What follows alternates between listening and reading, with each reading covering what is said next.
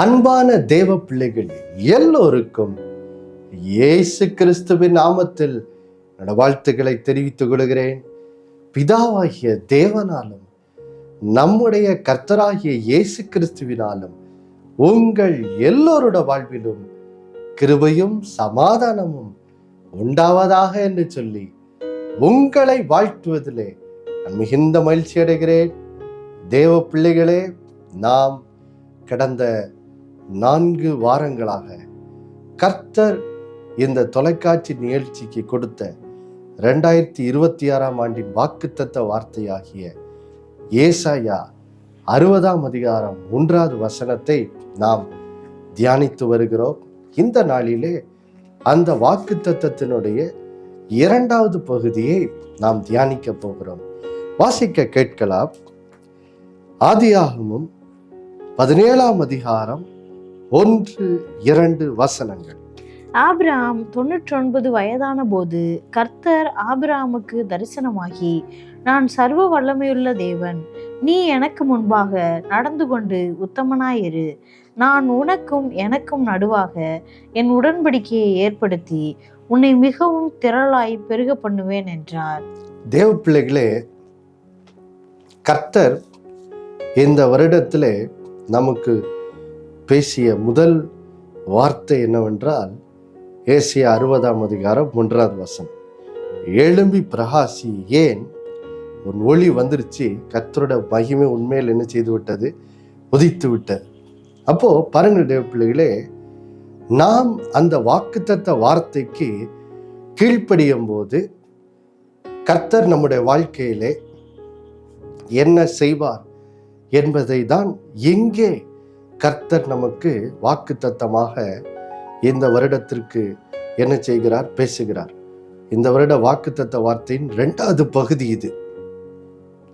இங்கே இந்த ஆதியாகமம் 17ஆம் அதிகாரம் 1-2 வசனங்களிலே பாருங்க இருந்து கர்த்தர் இந்த வார்த்தையை மட்டும் நம்மோடு பேச விரும்புகிறார்.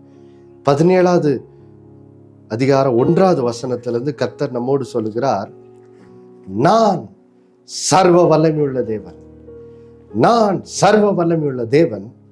ஆதலால் 2வது வசனத்தின் பின்பகுதியிலிருந்து நம்மோடு சொல்லுகிறார், உன்னை மிகவும் திரளாய் பெருக பண்ணுவேன்.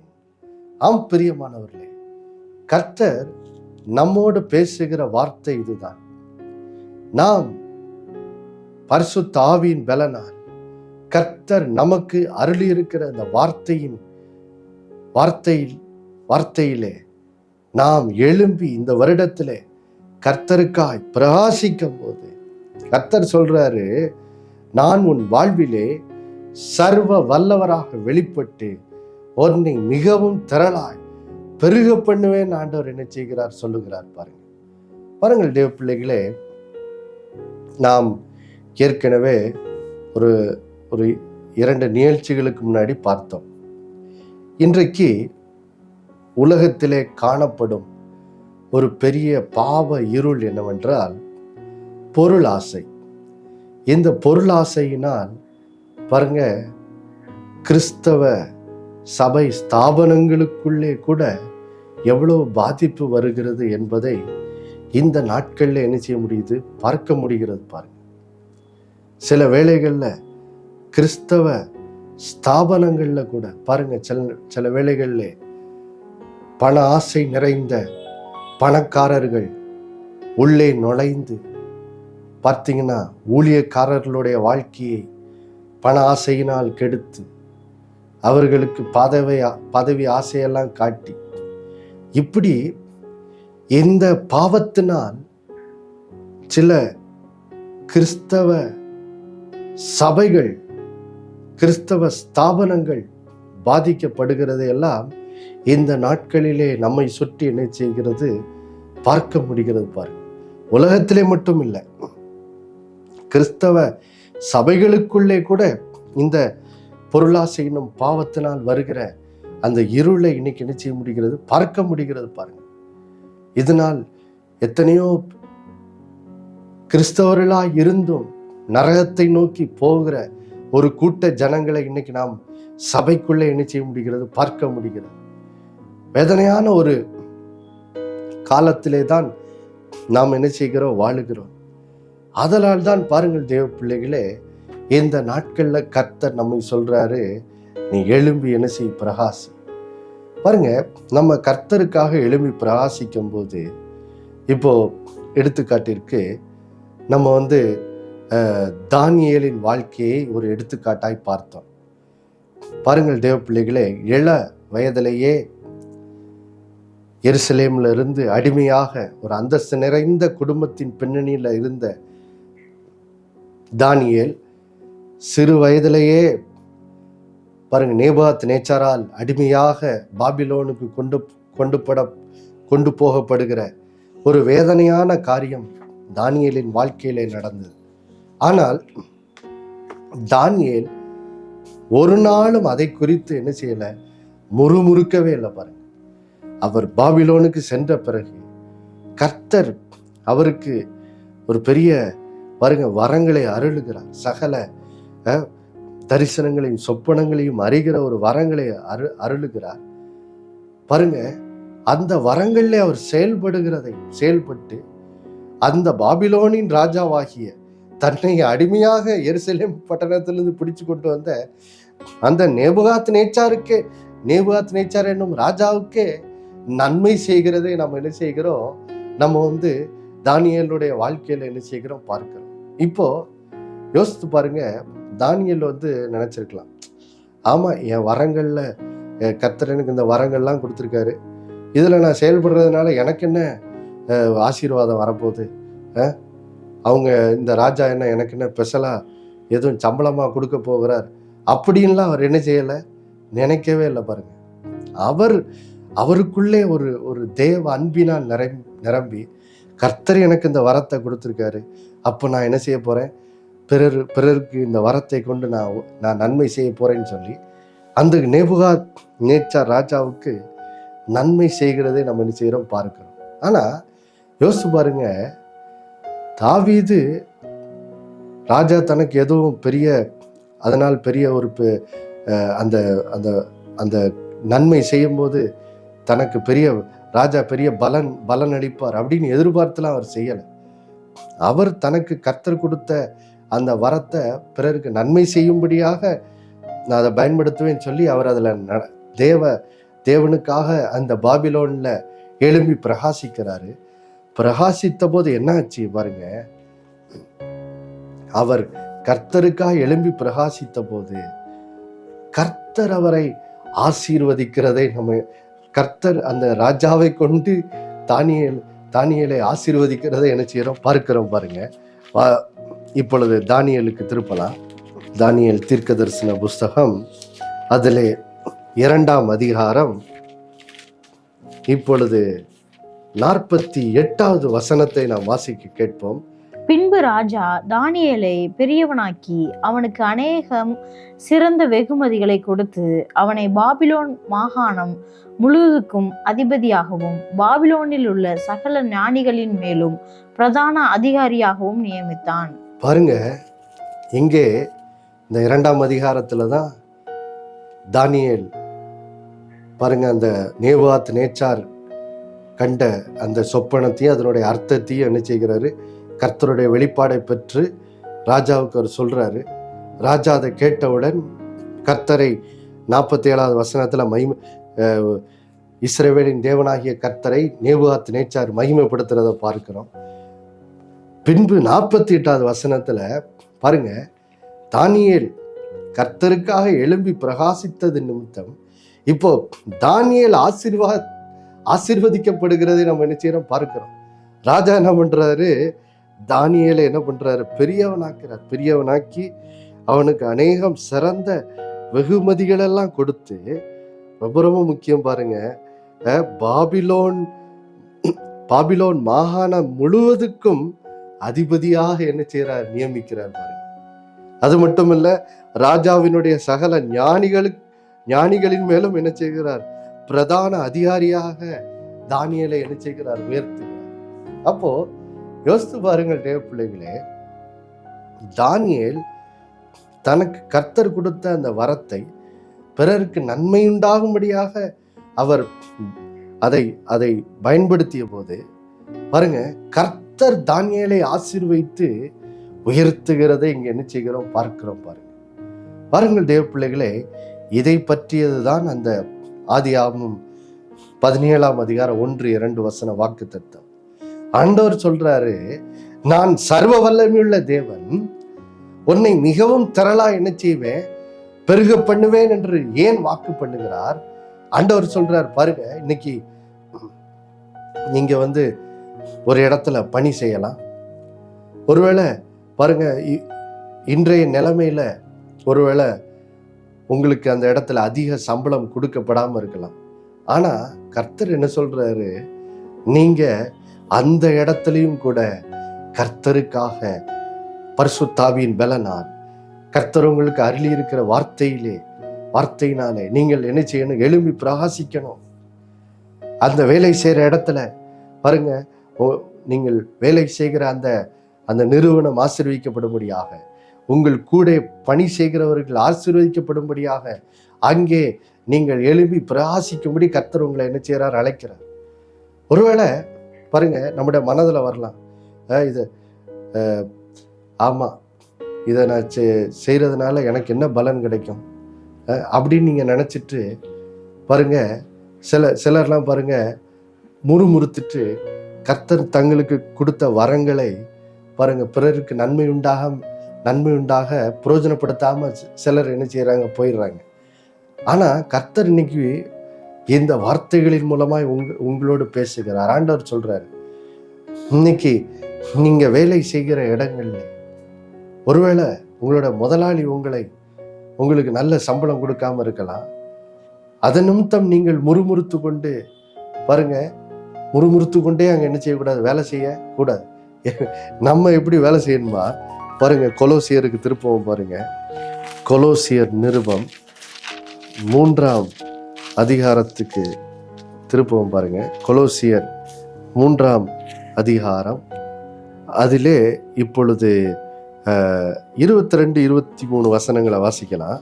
வேலைக்காரரே, சரீரத்தின்படி உங்கள் எஜமான்களாய் இருக்கிறவர்களுக்கு எல்லா காரியத்திலேயும் கீழ்ப்படிந்து, நீங்கள் மனுஷருக்கு பிரியமாய் இருக்க விரும்புகிறவர்களாக, பார்வைக்கு ஊழியம் செய்யாமல் தேவனுக்கு பயப்படுகிறவர்களாக கபடமில்லாத இருதயத்தோட ஊழியம் செய்யுங்கள். நீங்கள் கர்த்தராகிய கிறிஸ்துவை சேவிக்கிறதுனாலே சுதந்திரமாகிய பலனை கர்த்தராலே பெறுவீர்கள் என்று அறிந்து. பாருங்க, கர்த்தர் என்ன சொல்றாரு, நாம் வேலை செய்கிற இடத்துல என்ன செய்யணுமா, மனுஷர் பார்வைக்காக சும்மா பேருக்கு வேலை செய்யறது இல்லை. நம்ம என்ன செய்யணுமா பாருங்க, தேவனுக்கு பயப்படுகிறவர்களாக நம்ம என்ன செய்யணும், கபடமில்லாத இருதயத்தோடு பாருங்க, கர்த்தருக்கென்று அந்த இடத்துல உற்சாகத்தோடு நம்முடைய பணிகளை என்ன செய்யணும், செய்ய வேண்டுமா பாருங்க. அப்படி செய்யும் போது பாருங்க, வேதம் சொல்லுது, பலனை நாம் கர்த்தரால என்ன செய்வோம், பெற்றுக்கொள்வோம். பலன் நமக்கு கர்த்தரிடத்திலிருந்து என்ன செய்யும், வரும். பாருங்க, இதே காரியத்தை எபேசியர்லயும் ஆவியானவர் பவுல் மூலம் எழுதும் போது இப்படி சொல்றாரு பாருங்க. எபேசியர் 6ஆம் அதிகாரத்துக்கு போவோம் பாருங்க. எபேசியர் 6ஆம் அதிகாரத்துல இப்ப பாருங்க 6வது வசனத்தை வாசிக்கலாம். மனுஷருக்கு பிரியமாய் இருக்க விரும்புகிறவர்களாக, பார்வைக்கு ஊழியம் செய்யாமல் கிறிஸ்துவின் ஊழியக்காரராக மனப்பூர்வமாய் தேவனுடைய சித்தத்தின்படி செய்யுங்கள். பாருங்க, கர்த்தர் எப்படி சொல்றாரு பாருங்க. நீங்க ஒருவேளை ஒரு நிறுவனத்துல பணி செய்யலாம், ஒரு சின்ன கடையில வேலை பார்க்கலாம், அல்லது ஸ்கூல்ல டீச்சரா இருக்கலாம், கவர்மெண்ட்ல வேலை செய்யலாம். எங்கு வேலை பார்த்தாலும் நீங்க அந்த இடத்துல எப்படிப்பட்டவர்களாய் வேலை செய்யறீங்களா, நீங்கள் கிறிஸ்துவின் ஊழியக்காரராக தான் அந்த இடத்துல என்ன செய்றீங்க, வேலை செய்றீங்க. அப்போ கிறிஸ்துவின் ஊழியக்காரராக நீங்க அங்க பணி செய்யறதுனால பாருங்க, நம்ம என்ன செய்யக்கூடாது, நம்முடைய வேலையை அநீதியான கூலியை சம்பாதிப்பதற்காக ஒரு வழியாக அந்த வேலையை என்ன செய்யக்கூடாது, பார்க்கக்கூடாது. ஏன்னா இன்னைக்கெல்லாம் சிலர் பாருங்க, நம்ம பார்க்குறோம் வேலை ஸ்தலங்களை, வேலை எப்படி பார்க்குறாங்கன்னா அநியாயமான கூலி பெறறதுக்கு ஒரு வழியாக தான் பார்க்குறாங்க. நல்லா பணம், சரி இந்த இந்த போஸ்டிங் கிடச்சிட்டா இவ்வளோ சம்பாதிச்சிடலாம் இப்படி அப்படின்னு சொல்லி அநீதியான கூலியை சம்பாதிப்பதற்கு தான் அவங்களோட மனதை என்ன செய்கிறாங்க, செலுத்துகிறாங்க. பாருங்க, நாம் அப்படி இருளிலே வாழுகிறவர்களை போல நம்ம என்னது வாழ்வதல்ல. நம்ம யாரு? வெளிச்சத்தின் பிள்ளைகள். அப்போ நம்ம வெளிச்சத்தின் பிள்ளைகளா இருக்கிறதுனால நம்ம எப்படி பணி செய்யணுமா? கிறிஸ்துவின் ஊழியக்காரராக மனப்பூர்வமாய் தேவனுடைய சித்தத்தின்படி நம்ம அங்கே என்ன செய்கிறோம். நம்முடைய பணிகளை நம்ம எப்படி செய்கிறோம்? மனப்பூர்வமாய் சந்தோஷத்தோடு கூட நம்ம என்ன செய்யணும்? நம்ம செய்யணும் பாருங்க. அப்போ பாருங்க, கர்த்தர் நமக்கு பல தாளந்துகளை தந்திருக்கிறார், ஞானத்தை தந்திருக்கிறார். அப்போ கர்த்தர் நமக்கு கொடுத்த ஞானம், திறமை, தாளந்துகள் எல்லாவற்றையும் என்ன செய்யணும்? நம்ம பணி செய்கிற இடத்துல அது பிறருக்கு நன்மை உண்டாகும்படி, பிறருக்கு நன்மை செய்யும்படி அவைகளை பயன்படுத்தி நம்ம அந்த இடத்துல மனப்பூர்வமா நம்முடைய பணிகளை செய்யும் போது பாருங்க, ஆண்டவர் சொல்றாரு, பலன் கர்த்தரிடத்துல இருந்து நமக்கு என்ன செய்யும்? வரும் பாருங்க. கர்த்தரிடத்துல இருந்து நமக்கு வரும். அதுதான் தானியேலுக்கு நடந்துச்சு. யோசிச்சு பாருங்க, எந்த ராஜா தானியேலை அடிமையா கொண்டு வந்தாரோ அந்த ராஜாவை கொண்டே கர்த்தர் தானியேலை என்ன செய்கிறார்? உயர்த்துகிறார். ஒரு அந்நிய ராஜ்யத்துல, பாபிலோன் என்பது அன்றைக்கு பார்த்தீங்கன்னா, அந்த பாபிலோன் ராஜ்யம் என்பது ரொம்ப கொடூரமான, அவர்களுடைய அவங்க யுத்தம் செய்யும் போதெல்லாம் பார்த்தீங்கன்னா பிற நாடுகளை அவர்கள் போய் போர் தொடுத்து பிற நாடுகளை அழிக்கும் போது அந்த தோற்று போகிற அந்த ராஜ்யத்தின் ஜனங்களை ரொம்ப மோசமான விதத்தில் அவங்க நடத்தினதாக சரித்திரத்தில் பார்க்கிறோம். ரொம்ப மோசமானவர்கள் பாருங்க. அவர்கள் எவ்வளோ மோசமானவர்கள் சொல்லி பார்த்தீங்கன்னா ஆபகுக் தீர்க்க தரிசன புஸ்தகத்தில் வாசிக்கலாம். ரொம்ப கொடூரமாய் நடக்கிற ஒரு மோசமான ராஜா மற்றும் ராஜ்யத்தின் ஜனங்கள் தான் பாபிலோன். ஆனால் அந்த இடத்துல கர்த்தர் தானியேலை ஒரு வெளிச்சத்தின் பிள்ளையாய் பயன்படுத்தி அந்த மோசமான ராஜா கூட ஜீவனுள்ள தேவனை அறிவதற்கு கர்த்தர் தானியேலை என்ன செய்கிறார்? பயன்படுத்துகிறார் பாருங்க. அப்போ பாருங்கள் தேவ பிள்ளைகளே, இதற்காக தான் நம்ம பணி செய்யணும். நம்ம பணி செய்யறதுக்கான நோக்கம் என்ன? நாம் வேலை செய்கிற இடங்கள்ல கர்த்தருக்காக எழும்பி பிரகாசிக்கிறதுக்கான நோக்கம் என்ன பாருங்க. மறுபடியும் ஏசாயா 60ஆம் அதிகாரம் 2வது வசனத்தை வாசிக்கலாம் பாருங்க. ஏசாயா 60ஆம் அதிகாரம் 2வது வசனம். இதோ இருள் பூமியையும் காரிருள் ஜனங்களையும் மூடும், ஆனாலும் உன்மேல் கர்த்தர் உதிப்பார், அவருடைய மகிமை உன்மேல் காணப்படும். அப்போ கர்த்தர் சொல்றாரு பாருங்க, நம்மை சுற்றி இருள் பெருகி கொண்டிருக்கிறது. நம்மை சுற்றியுள்ள ஜனங்கள் பாவ இருள்ல அழிந்து கொண்டிருக்கிறாங்க. அப்போ அவர்கள் ஜீவனுள்ள தேவனை, இந்த தேவ குமாரனாக இயேசுவை என்ன செய்யணும்? அறியணும். அவர் அருளுகிற அந்த ரட்சிப்பை அவங்க என்ன செய்யணும்? அறியணும். அறிஞ்சாதான் அவங்க பாவத்தினால் வருகிற அந்த அழிவுல இருந்து அவங்க வாழ்க்கை என்ன செய்ய முடியும்? காக்கப்பட முடியும். அப்போ பாருங்கள் தேவ பிள்ளைகளே, அதற்காக தான் ஆண்டவர் சொல்றாரு, நீ பரிசுத்த ஆவியினால் பலன் அடைந்து வெளிச்சத்தின் பிள்ளைகளாய் பாருங்க. நீங்க பணி செய்யற இடங்கள்ல என்ன செய்யணும்? பணி செய்யணும் பாருங்க. நீங்கள் வாழுகிற இடங்களிலே இதற்காக தான் என்ன செய்யணும்? வாழணும். இதனாலதான் ஒருவேளை பாருங்க, நீங்க வாழுகிற இடத்துல ஒருவேளை சில அண்டை வீட்டுக்காரர்கள் ஒருவேளை சில நடக்கையில உங்களுக்கு ஒருவேளை அநீதி செய்யறமா இருக்கலாம். உடனே நம்ம கோவப்பட்டு அவங்களோட போய் என்ன செய்யறதில்ல, சண்டை போடுறது இல்லை. நம்ம என்ன செய்யறோம்? பொறுமையா இருக்கிறோம், சகிக்கிறோம் சில காரியங்களை. ஏனென்றால் பாருங்கள் தேவ பிள்ளைகளே, நம்முடைய அன்பின் நடக்கை கூட சில நேரம் இப்படி பாருங்க, சுவிசேஷ பாருங்க, இப்படி அநீதியாய் நடக்கிறவர்களை மனம் திரும்ப என்ன செய்து விடுகிறது. அநீதியாய் நடக்கிறவர்கள் கூட ஆண்டவருடைய வெளிச்சத்தை கண்டு மனம் திரும்புறதுக்கு அது ஒரு வாய்ப்பை என்ன செய்கிறது? உண்டாக்குகிறது பாருங்கள் தேவ பிள்ளைகளே. அப்போ ஆண்டவர் என்ன சொல்றாரு? நாம் வெளிச்சத்தின் பிள்ளைகளாய் நடக்கும்போது, நடந்து கர்த்தருக்காக எழும்பி நாம் பிரகாசிக்கும் போது, கர்த்தர் சொல்ற வாக்கு தத்தம் என்ன? எப்படி கர்த்தர் பாருங்க தானியேலை அந்த பாபிலோன் ராஜ்யத்தில் ஆசீர்வதித்து உயர்த்தினது போல உங்களையும் ஆசீர்வதித்து உயர்த்துவேன் என்று கர்த்தர் நினைச்சார், வாக்கு பண்ணுகிறார். அவர் சொல்றாரு. அதனால்தான் இந்த வாக்கு தத்தத்தின் முதல் பகுதியில் சொல்றார், நான் சர்வ வல்லமையுள்ள தேவன். பாருங்க, இந்த வாக்குத்தத்தத்தை யார்கிட்ட ஆண்டவர் பேசுறாரு? ஆபிரகாம்கிட்ட பேசுறாரு. ஆபிரகாம்க்கு 99 வயசு ஆயிடுச்சு.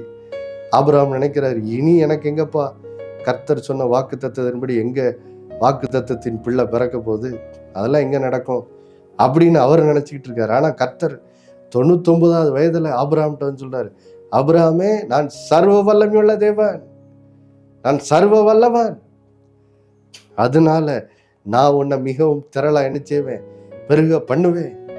உனக்கு ஒரு நான் வாக்கு பண்ண அந்த ஈசாக்கை உனக்கு தருவேன்னு சொல்லி ஆண்டவர் என்ன செய்யறாரு, வாக்கு பண்ணுகிறார். பாருங்க.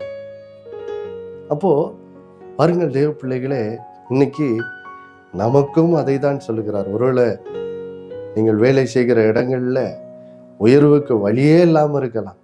ஆனா நம்முடைய தேவன் சர்வ வல்லவரா இருக்கிறதுனால வழி இல்லாத இடங்கள்ல வழியை உண்டாக்கி உங்களை என்ன செய்வாரு, உயர்த்துவார். பாருங்க, இப்படிதான் யாக்கோபு தன்னுடைய மாமனாராகிய லாபானின் வீட்டுல 20 வருடம் பணி செய்யறாரு. பணி செய்த போது லாபான் பார்த்தீங்கன்னா யாக்கோபுக்கு அநியாயம் செய்து 10 முறை அவருடைய சம்பளத்தை மாற்றி, பாருங்க, யாக்கோபுக்கு ஒண்ணுமே இல்லாம பண்ணணும்னு சொல்லி லாபான் பலவிதமான அநியாயங்களை யாக்கோபுக்கு, தன்னோட மருமகனாகிய யாக்கோபுக்கு செய்கிறார். ஆனா கர்த்தர் அதை என்ன செய்தார், கண்டு கர்த்தர் யாக்கோபுக்கு நீதி செய்து கர்த்தர் யாக்கோபா என்ன செய்யறாரு, ஆசீர்வதிச்சு பெருக செய்யறாரு. பாருங்க, அதனாலதான் பாருங்க யாக்கோபு பின்பு சொல்லுவாரு, லாபான் வீட்டுல இருந்து கிளம்பி திரும்ப கானானுக்கு வரும்போது அவர் கர்த்தருடைய சமூகத்துல ஜெபிக்கும் போது சொல்லுவார், ஆண்டவரே, வெறும் கோலோட இந்த நதியை கடந்து போனேன், ஆனா இப்போ 2 பரிவாரங்களா என்ன செய்திருக்கேன், திரும்பி வந்திருக்கேன்னு சொல்லி அவர் சொல்றாரு. பாருங்க, வெறும் கோலோடு போன யாக்கோபை கர்த்தர் மிகவும் திரளா என்ன செய்தார், பெருக செய்தார். கர்த்தரே அதை என்ன செய்தார் பாருங்க யாக்கோபுக்கு. அப்போ ஏன், அவர் சர்வ வல்லமையுள்ள தேவன், அவரால் கூடாத காரியம் ஒன்றுமே என்னது இல்லை. பாருங்க, அப்போ இன்னைக்கு ஆண்டவர் உங்களையும் பார்த்து இந்த வார்த்தைகளை பேசுகிறார். ஒருவேளை நீங்கள் இன்றைக்குள்ள உங்க வாழ்க்கையின் சூழ்நிலையில நீங்கள் உயர்வதற்கு வழியே இல்லாத போல இருக்கலாம். ஆனா கர்த்தர் சொல்றாரு, நான் சர்வ உள்ள தேவன் மகனே, மகளே, நான் சர்வ வல்லவன். ஆதலால் யாக்கோபை ஆசீர்வதித்த தேவன், வெறும் கோலோட போன யாக்கோபை 2 பரிவாரமாக பெருக செய்த தேவன் இந்த ஆண்டிலே உங்களையும் ஆசீர்வதித்து மிகவும் திரளாய் பெருக பண்ணுவார்.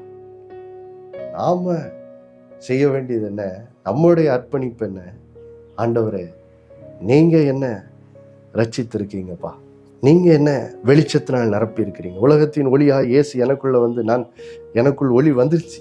கர்த்தருடைய மகிமை இப்ப என் மேல என்ன செய்யிட்டு உதிச்சிட்டு, அதனால இப்ப நான் என்ன செய்ய போறேன், உடைய அன்பின் கட்டளை கீழ்ப்படிய போறேன்.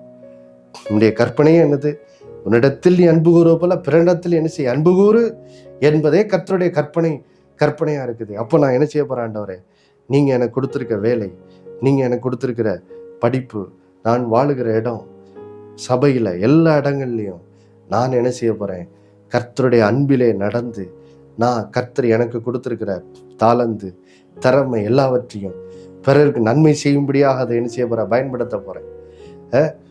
பிறரோ என் வார்த்தைகள் மூலமாக கர்த்தரை என்ன செய்ய போறேன், வெளிப்படுத்த போறேன். என்னுடைய செய்கைகளின் மூலம் நான் கர்த்தரை வெளிப்படுத்த போகிறேன். கர்த்தருடைய அன்புல நான் நடப்பேன்னு சொல்லி இப்படி நாம் பாருங்க தீர்மானம் எடுத்து ஆண்டவருடைய அன்பின் கற்பனைக்கு நாம் கீழ்ப்படிந்து நடக்கும்போது எப்படியாக நம்முடைய வார்த்தையினாலும் செய்கையினாலும் நாம் கர்த்தரை வெளிப்படுத்தி நாம் எழும்பி பிரகாசிக்கும் போது கர்த்தர் சொல்றாரு, இந்த வருடத்திலே அவர் உங்களை மிகவும் திரளாய் பெருகச் செய்வார். ஹல்லேலூயா. தேவ பிள்ளைகளே, இந்த வாக்குத்தத்தத்தின்படி கர்த்தர் நம்மை ஆசீர்வதிக்க முடியும். நம்ம எல்லாரும் கண்களை மூடி ஜெபிக்கலாமா? அன்புள்ள பரலோக பிதாவே, ஆண்டவராகிய இயேசு கிறிஸ்துவின் நாமத்தில் நம்முடைய சமூகத்தில் வருகிறோப்பா. நாளில் எங்களோடு பேசிய இந்த அற்புதமான வார்த்தைக்காக நன்றி ஆண்டவரே. ஆமாப்பா, நீர் எங்களை இந்த உலகத்திலே வெளிச்சத்தின் பிள்ளைகளாய் இருளுள்ள உலகத்துல ஆண்டவரே உம்முடைய வெளிச்சத்தை இருளில் வாழுகிற ஜனங்களுக்கு பிரகாசிக்க செய்ய முடியுதான் எங்களை அந்த உலகத்துல உங்களுக்கு சாட்சியாய் வச்சிருக்கிறீங்க ஆண்டவரே. அதற்காக தான் ஒரு இடத்துல நாங்கள் குடியிருக்கிறோம் ஆண்டவரே.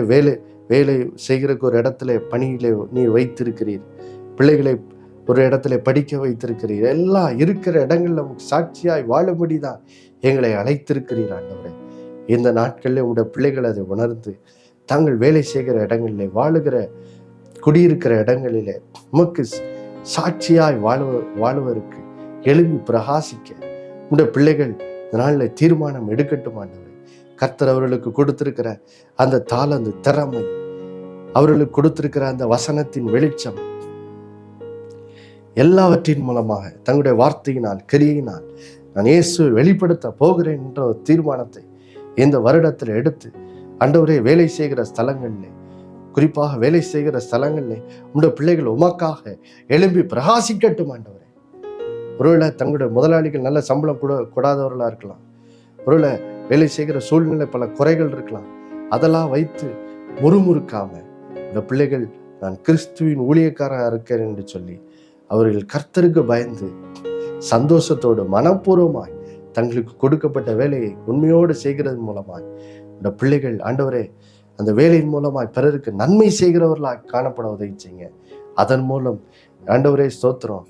எப்படி தானியேலை ஆசீர்வதித்து உயர்த்தின தேவன், யாக்கோபை ஆசீர்வதித்து பெருகச் செய்த தேவன், நீர் உம்முடைய பிள்ளைகளோட வாழ்விலும் இந்த ஆண்டிலே சர்வ வல்லவராய் வெளிப்பட்டு மிகவும் திரளாய் இந்த பிள்ளைகளை இந்த ஆண்டிலே பெருகச் செய்து ஆசீர்வதிங்க. இயேசுவின் மூலம் வேண்டிக் கொள்கிறோம் நல்ல பிதாவே, ஆமென். மறுபடியும் அடுத்த வாரம் சந்திக்க நினைப்படுகிறேன். இயேசுவே ஆண்டவர். ஒவ்வொரு நாளும் அவர் மேல் விசுவாசம் வைத்து வாழுங்கள். ஆமென்.